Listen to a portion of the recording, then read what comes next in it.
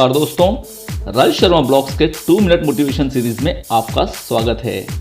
दोस्तों, आज हम जिस टॉपिक पर बात करने वाले हैं उसे किसी कैप्शन की ज़रूरत नहीं है। ये वो टॉपिक है जो इंटरनेट पर सबसे ज़्यादा सर्च किया जाता है, द लॉ ऑफ अट्रैक्शन। आज हम इस लॉ ऑफ अट्रैक्शन को सिंपल भाषा में समझेंगे। तो आइए दोस्तों, आज की लर्निंग शुरू करते हैं। किसी नगर में एक अमन नाम का व्यापारी रहता था। व्यापार के लिए वह कई शहरों की यात्रा किया करता था। एक बार अमन अपने गृह नगर से किसी शहर की यात्रा पर जा रहा था तो कुछ लुटेरों ने उस पर हमला किया और उसका सारा धन लूट लिया। पर किसी तरह से अमन अपनी जान बचाने में कामयाब हो गया और वहां से भाग गया। भागते भागते वह एक घने जंगल में पहुंच गया। अब वह काफी परेशान था क्योंकि काफी देर से भाग रहा था तो भूख और प्यास से बेहाल भी था। थोड़ा और आगे बढ़ा तो उसे एक साधु मिला। उसने साधु को प्रणाम किया और अपनी सारी आप बीती सुना दी। साधु ने कहा, चिंता मत करो, सब ठीक हो जाएगा।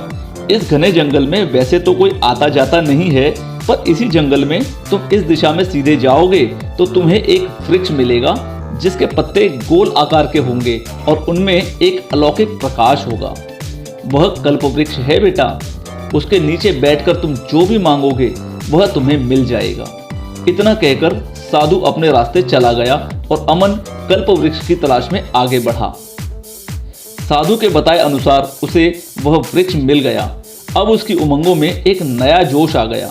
वह वृक्ष के नीचे आराम से बैठ गया और सोचने लगा कि क्या मांगा जाए या क्या क्या मांगा जाए। फिर उसने सोचा कि पहले तो भोजन पानी कर लिया जाए। उसने वृक्ष से कहा, ए दिव्य कल्प वृक्ष, मुझे भोजन और पानी दो। तुरंत ही उसके सामने स्वादिष्ट व्यंजनों से भरी एक थाली प्रस्तुत हो गई।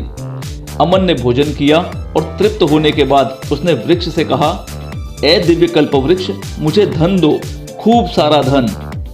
तुरंत उस वृक्ष से धन बरसने लगा। अमन बहुत खुश हुआ, पर अब उसके मन में एक अजीब सा डर समा गया और वह बोला, ए दिव्य कल्प वृक्ष, कहीं कोई राक्षस तो मुझे ये सब नहीं दे रहा जो मुझे भी खा जाएगा। कहते ही तुरंत एक राक्षस वहां प्रकट हुआ और उस व्यापारी अमन को खा गया।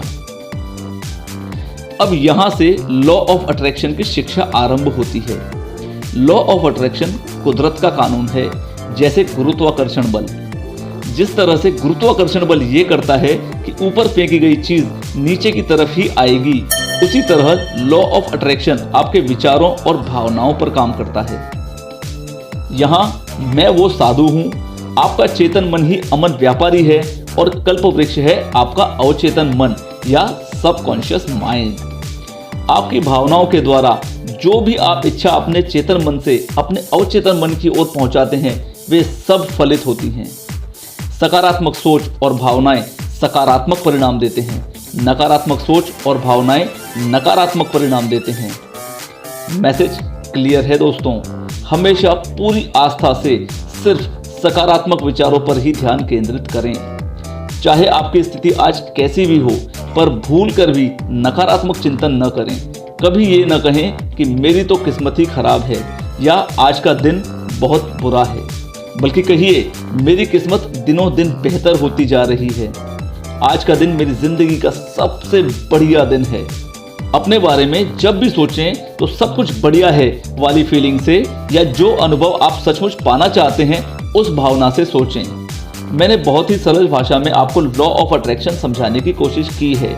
अगर कोई सवाल हो तो आप कमेंट में पूछ सकते हैं या अधिक जानकारी के लिए आप डिस्क्रिप्शन में दी हुई पुस्तकों का अध्ययन भी कर सकते हैं।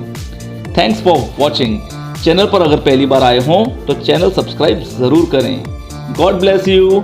Have a nice life.